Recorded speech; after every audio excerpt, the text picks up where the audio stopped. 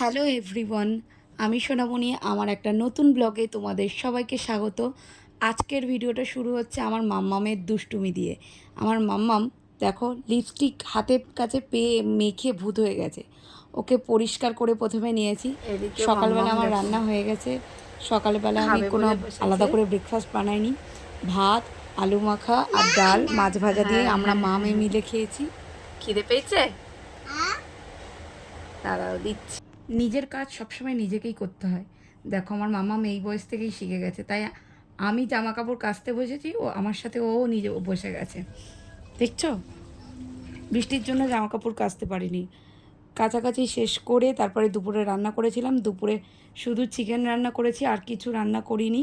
এই দিয়েই হয়ে যাবে। চিকেন হলেই আমার পরের আর কিছু লাগে না।